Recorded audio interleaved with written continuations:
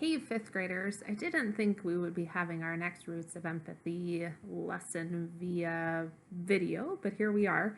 It is Tuesday night. I'm in my living room. I just put my kids to bed. We had a long day of learning math online and doing reading. We played some games. We went outside and did some rollerblading. I'm hoping you're having some experiences with your family that maybe you wouldn't have on a normal Tuesday during the school year. So go out, make sure you're outside, that you're enjoying some sunshine, some fresh air, but that you're also keeping your physical distance from other families.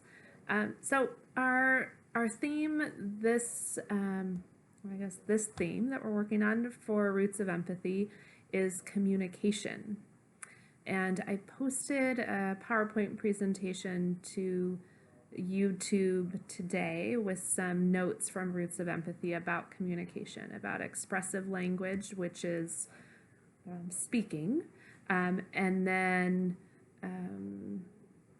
receptive language, which is listening and taking things in and understanding, and how those are different in babies, and when babies start receiving language versus when they start producing language is really different. So that's something that you can talk with your families about. When you started understanding things, when you started talking, when you started speaking in full sentences, what your first word was. And then for this lesson, I'm going to be teaching you a little bit of sign language. So here in the United States, one of the common languages is called American Sign Language. And this is the one that is taught at universities and colleges around our area. I had the privilege of having a friend in college who was deaf. So this is something that I learned in college. I took it for college credit, and also it was something that I used with her on a daily basis to communicate. When I had my two daughters, this is something I also taught to them. They didn't learn the full language of American Sign Language, but I certainly taught them some words and signs that they could use with me and with others.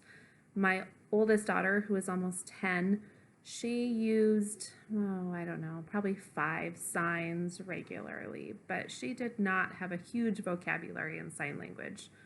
Greta, who is 6, probably had 30 signs or so, and she had a sign for every important person in her life, including our nanny at the time, and we frequent a bakery down the street from us, and she had a sign for the 2 owners of the bakery. She had a sign for all of her cousins and her aunts and uncles. And we were lucky enough to make some videos of her doing that before she learned to talk. Because oftentimes when toddlers learn their words and learn to talk, they start dropping their signs that they used. So I'm here today to teach you a few common signs that babies often learn. So here are a few that we can try out with Oscar. I'm not sure if Rachel has been doing any sign language with Oscar, but it's something that we can ask her when we see them on Thursday. So here's one, water. So you make a W and you tap your pointer finger to your chin and you bounce it a little bit. This is water. And as you've learned, babies don't start drinking water until usually after, well, Oscar might be having a little bit now, but I think Oscar's mainly on breast milk. Some babies might be on formula. Water isn't something that they start drinking till later usually. Milk, so you just take a fist and you kind of open and close your fist like this. This is milk. And this is to simulate like if you are milking a cow. So milk. Hungry or food is you just take this and you point it to your, can you see it from the side? So that's food. Thirsty is you take your pointer finger and you just tap it to your throat, move it down your throat like this.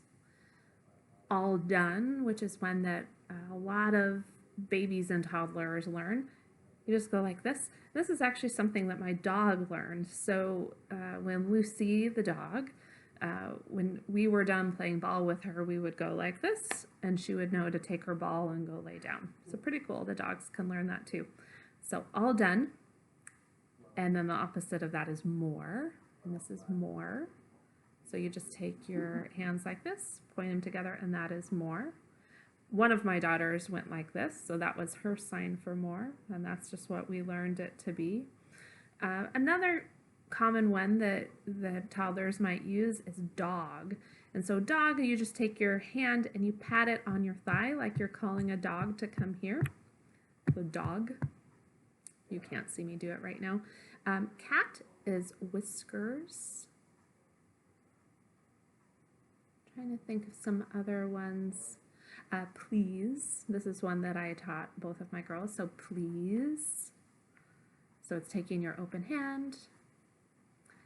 And then thank you. I think this is the last one I'll teach you today. So thank you is touching your chin with your open hand and moving it forward.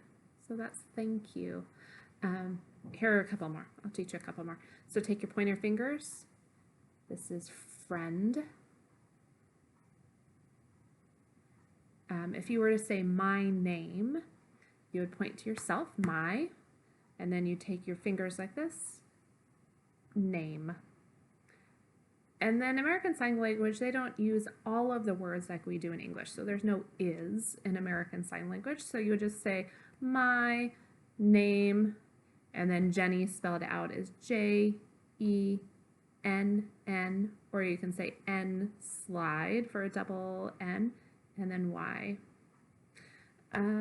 So fifth graders in Marion and Nicolette's class, I'll see you Thursday at 11:15 for our family visit with Rachel and Oscar. We'll be doing that via Zoom, so make sure that you have your device set up, that you're ready to go, and that Marion sent out the invite for that. So if you have any problems, feel free to email me. My email is jwbrooks@seattleschools.org. And if you need anything along the way, fifth graders, please let me know that as well. I'm looking forward to seeing you all then. Take care.